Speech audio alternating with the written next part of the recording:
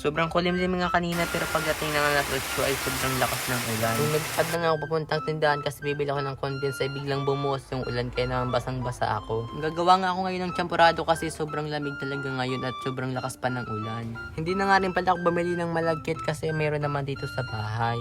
Tapos sinugasan ko lang ito ng 2 beses para nga lang tayo dito magsasaing. Tapos isinalang ko na ito para kumulo-kulo na. Habang inaantay ko na maluto yung malagkit natin ay kumuha naman ako ng kokwa kasi tutunawin natin ito. Hinalo-halo ko nga lang ito hanggang sa matunaw itong kokwa.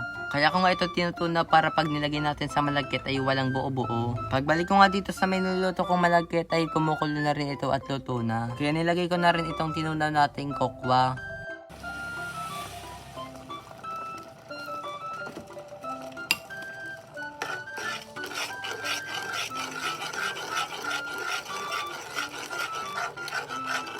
Hinalo-halo ko nga lang ito hanggang sa maluto na rin itong champurado. Hinalo-halo ko nga ito palagi para hindi masunog yung nasa ilalim.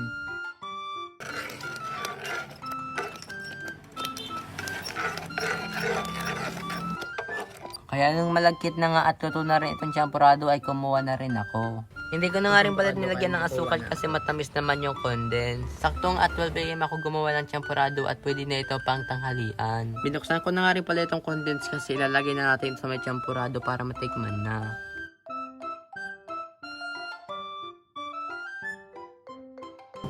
Ito na yung ginawa natin champurado. Ngayon titikman na natin.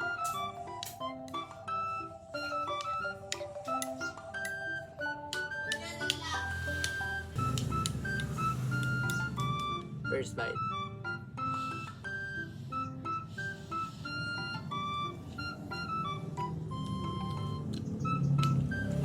Sobrang sarap.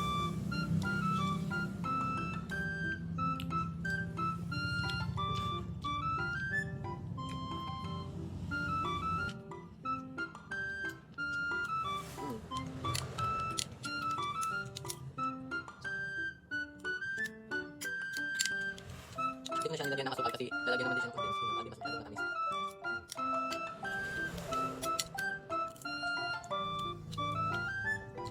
Ngayon lang for today's video. Bye-bye!